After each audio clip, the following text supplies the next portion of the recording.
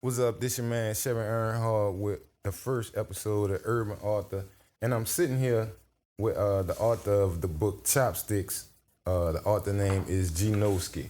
So what's up, bro? How you doing, man? Man, I'm doing all right, man. Thanks for having me, man. For sure, I appreciate you for coming through. First and foremost, why don't you introduce yourself to the people? All right, my name's Noski from Uptown New Orleans, man, and I just self-published my first book, Chopsticks. So tell me, congratulations first of all on self-publishing your book for sure. Appreciate that. But what I want to ask is the book loosely based on true events, or is it a fictional story, something that you made up out your mind?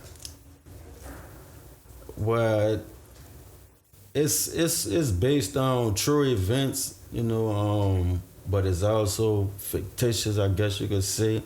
So it's just really for like entertainment purposes, merely a coincidence that other things spoke about. Word. Out of all iconic hoods in New Orleans, why you chose the Tent Wall St. Thomas area?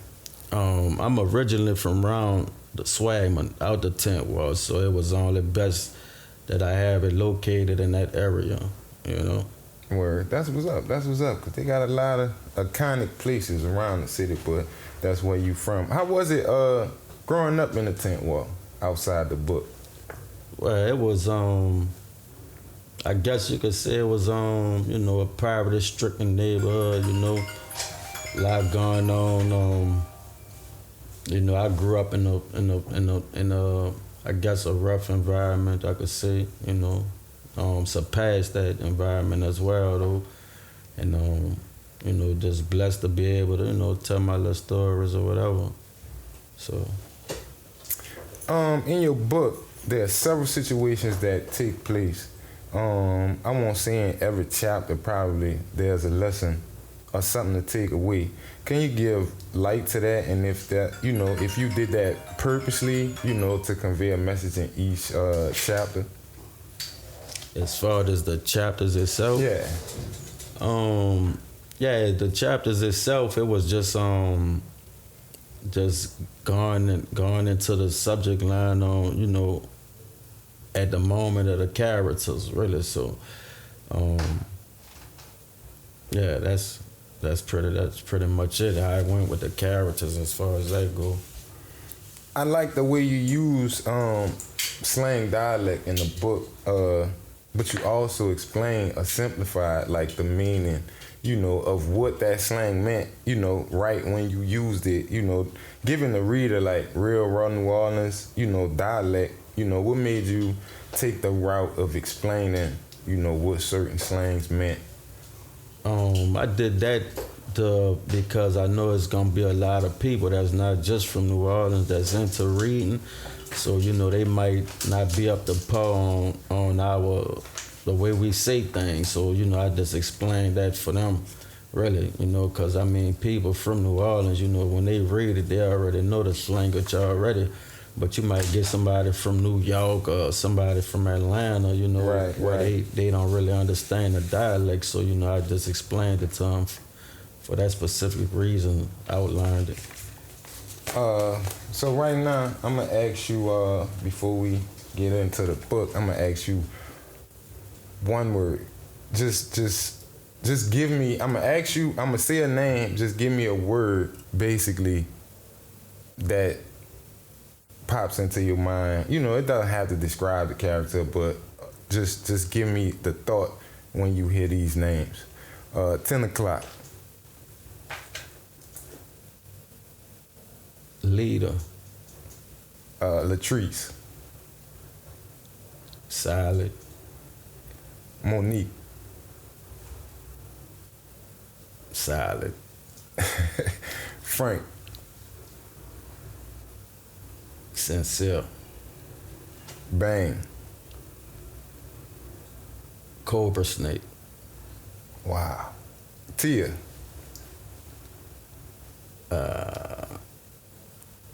That's wow. Tia. snake as well. Wayne. A boss. Trap.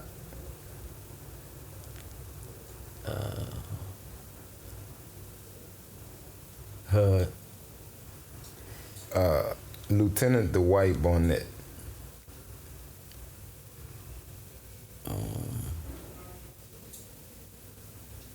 A dick. All right, I'm gonna stop there. But so for those who don't know, who haven't read the book, those are the characters, the majority of the characters in the book, and you will want to read that book to find out what's going on with those people and find out, what the story is all about. So, what motivated you to write a book, first of all? I was away, I was doing a little 10 summer vacation, and some of the guys that I was in there with, they was talking about these books, like, running eps like they was movies. And I ain't never was into reading or nothing, so I read one of the books that they had at the time, and when I read the book, I was like, man, I could write something, So I wrote a few pages and passed it around the dome, and people that they was feeling it, like, man, you gotta keep going. So that led to a book, and then later on down the line, 5 was wrote. So what sparked the idea to write about the subject matter you chose to write about? Because it was things, that I witnessed, from like other people's life perspective, or just things that I done been through. So I thought it was best that I could get a glimpse of that. What is the genre of your book considered?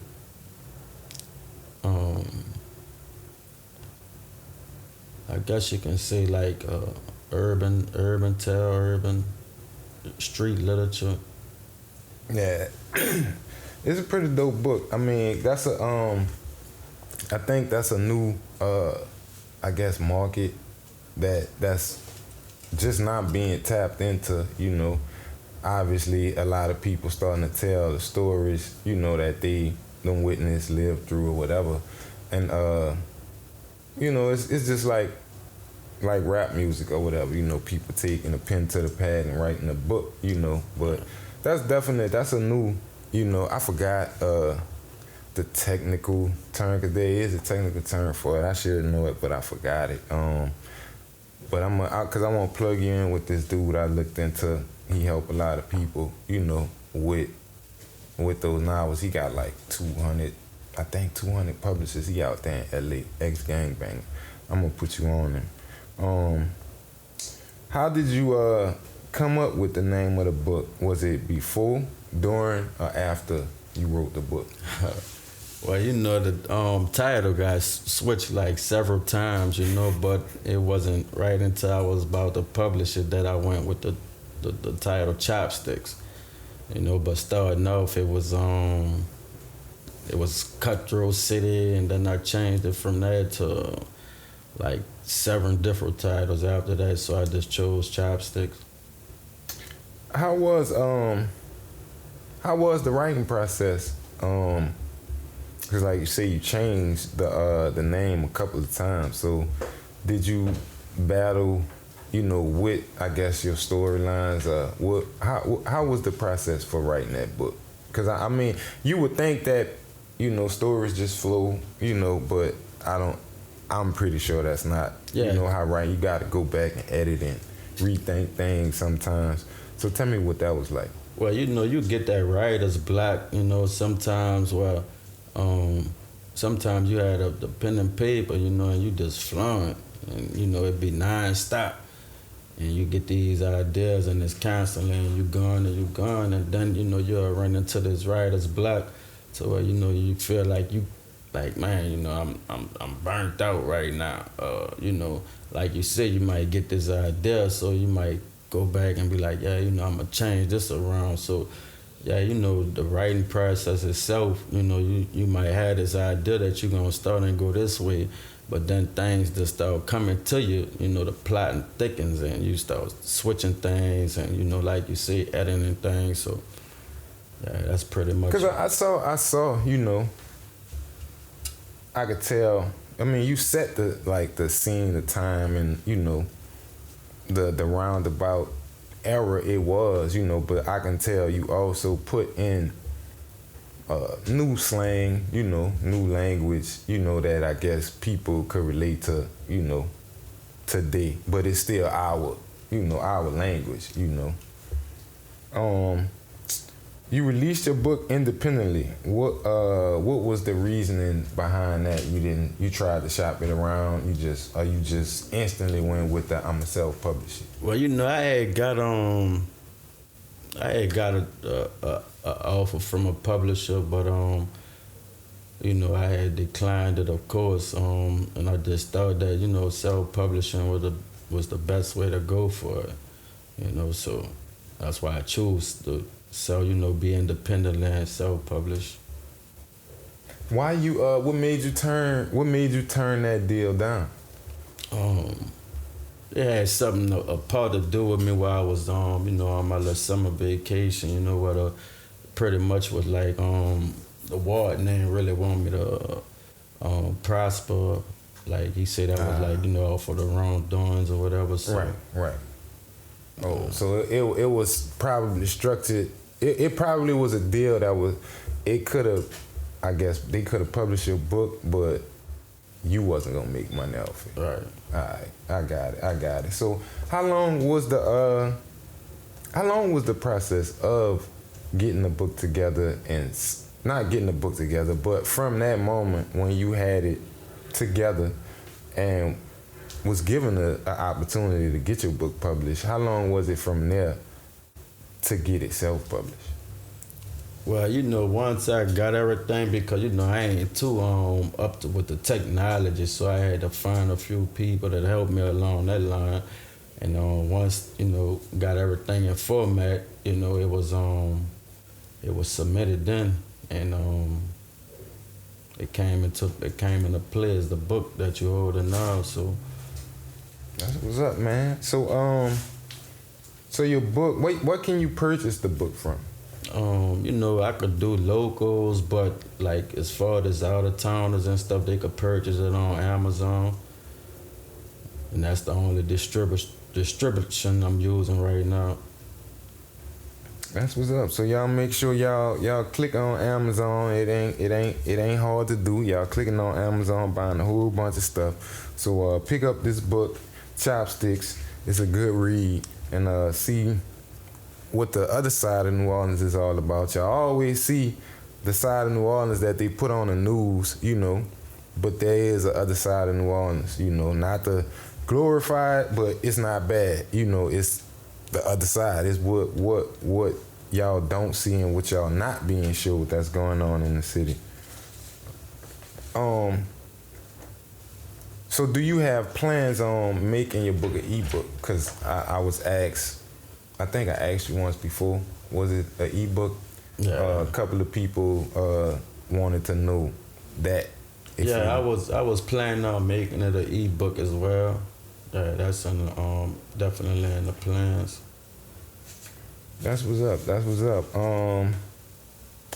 So it also Chopstix paint a vivid picture. So in your words, you know, what would that picture be that you trying to convey with your book? I mean, I know it's for entertainment, you know, but what type of picture? Because it's real. It's very detailed. Very detailed. I would have to say, like, when people read it, like, you know, I just want them, when they read it and it's like they walking with the character side by side, you know. So, you know, they reading it and they getting their own vision of what it's like, you know. They getting their own picture, you know. It's like they walking with Tin, or they walking with Frank, or walking with Bang, you know what I'm saying, side by side. So I just try to, you know, detail it to where the readers could get that picture, get that vision for themselves, you know. That's what's up. Why was it so important though for you to be so detailed with your writing? Cause you didn't just set up a scene. You know, the story was like it's like a crazy story. Like, you know, it really is. It really told a story of, you know, a certain aspect of New Orleans life. You know, so why was it so important for you to be so detailed?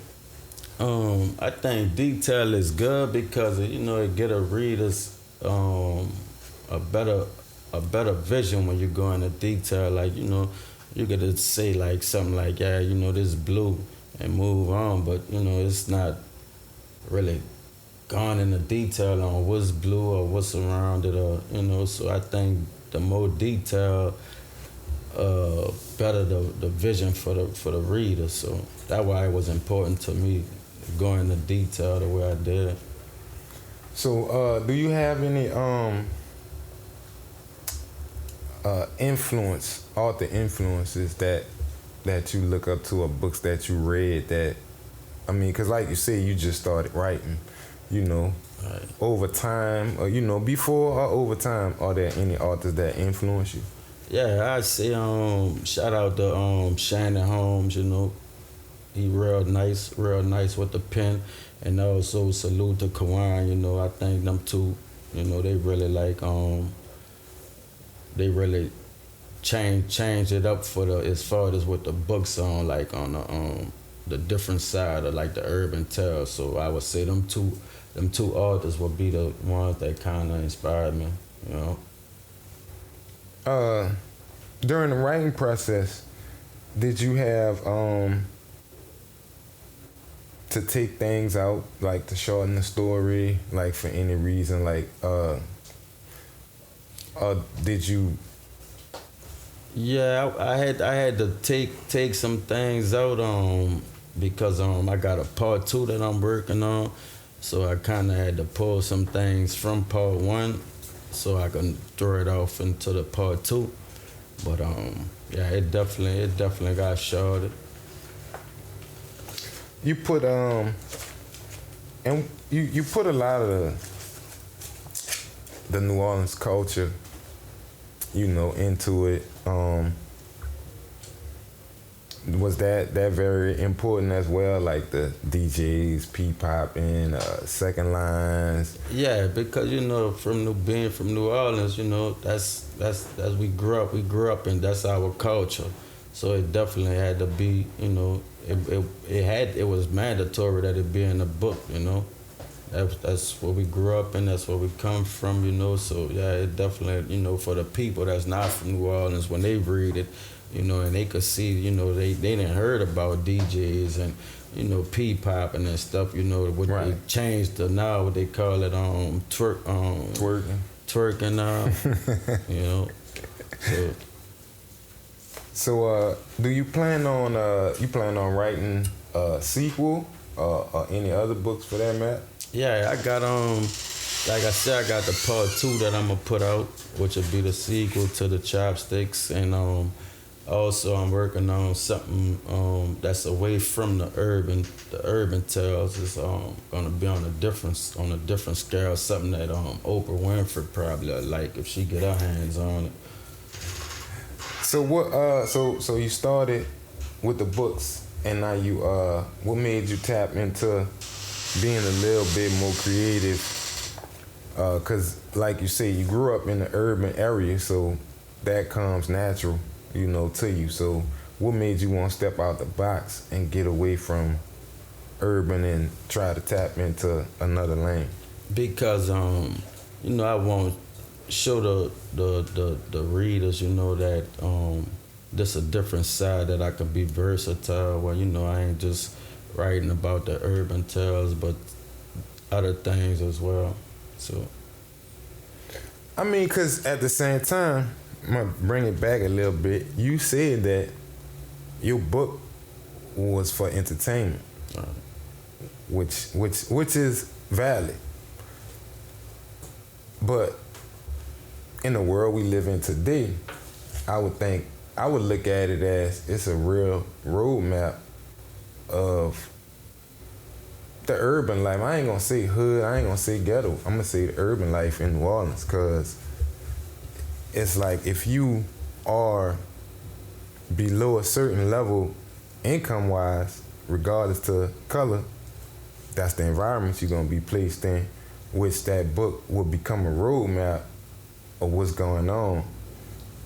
Whether you a visitor, you know, and you pull up in these Airbnbs and you know, in these nice neighborhoods, you not knowing really what's going on in these neighborhoods. And I think that, you know, it just opens your eyes to a lot of what's going on. Because one thing I want to ask is, well, I commend you on, you did a great job with writing a book, but at the same time, you loop these 4 characters together that, whether you want to call it, you know, the city that small, you know, it was just fate happening like that sometime. But tell me how that went with tying those 4 characters together that didn't even know each other, that didn't even know they was tied together.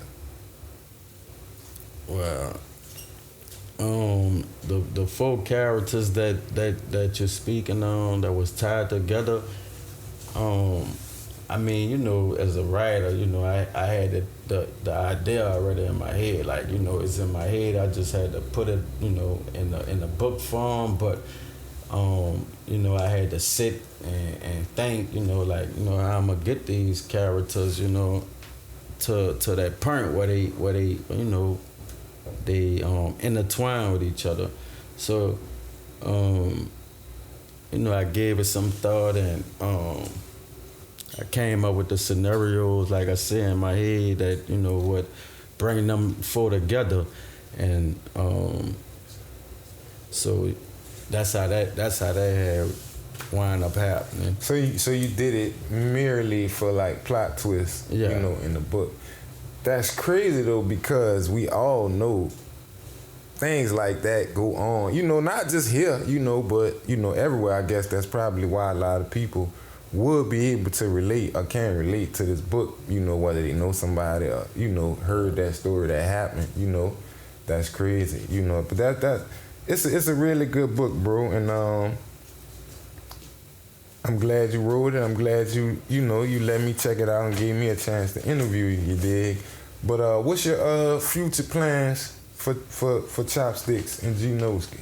Oh man, the future plans is you know, like I said, I got the part 2 that I'm gonna put out next, and from there, the other thing that I was saying, and I'm gonna just go from there. I'm gonna just continue writing and write, man, and you know, hopefully, you know, I ink somewhere I could put this thing in the motion picture and get it on the screen, man.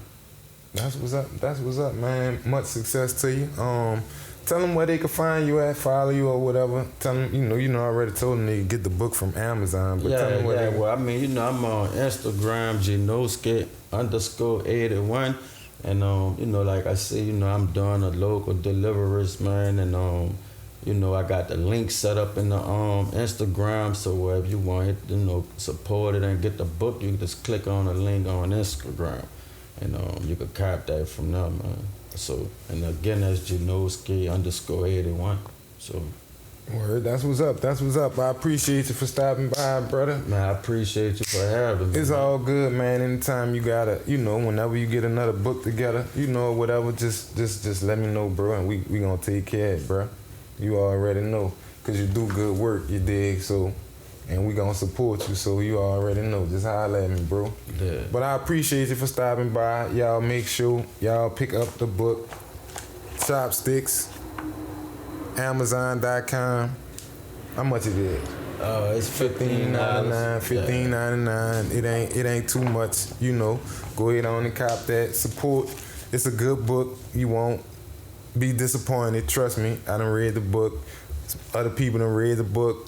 It's a good book. It's a real good book. Go get that book. So y'all tap in with Noski, Amazon.com or Instagram, like he said, and he'll pull up on you and deliver it to you. So until another time, y'all be safe, and we out.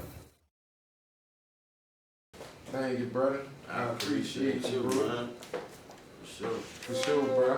It's all good, dog. Man, your book was good, dog. For sure. Yeah. How you doing?